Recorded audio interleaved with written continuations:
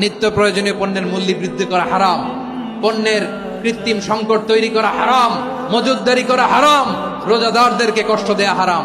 এটা ব্যবসায়ী ভাইয়েরা, অনেক অসাধু ব্যবসায়ী আছে রমজান আসলে নিত্য প্রয়োজনীয় পণ্যের মূল্য বৃদ্ধি করে দেয়। এরকম আছে না নাই? এগুলো করবেন না, মজুতদারি করবেন না, পণ্যের কৃত্রিম সংকট বাজারে করবেন না। আপনি লাখ টাকা কামায়া ভাবছেন যে রোজাদারদের কষ্ট দিয়ে ধনী হবেন, এমন রোগ আল্লাহ আপনারে দিবে, কোটি টাকা দিয়েও আপনি হাসপাতালের বিল পরিশোধ করার ক্ষমতা আপনার হবে না। খবরদার। শেষ বয়সে দেখবেন কি কষ্ট আপনার হয়। আপনি রোজাদারদের কষ্ট দিচ্ছেন, আল্লাহ আপনার সুখে রাখবে? আল্লাহর দোহাই লাগে, আমার ব্যবসায়ী ভাইয়েরা এটা করবেন না। আরব বিশ্বে আমরা দেখেছি, আরব বিশ্বের ব্যবসায়ীরা সারা বছরে ব্যবসা করে, রমজানে ভর্তুকি দেয়। আর আমার দেশের কিছু অসাধু ব্যবসায়ী রমজানে গলাকাটা ব্যবসা করে আর সারা বছর সইটার উপর দিয়ে চলে। চিল্লায় বলেন ঠিক কিনা? করবেন না, এটা করবেন না।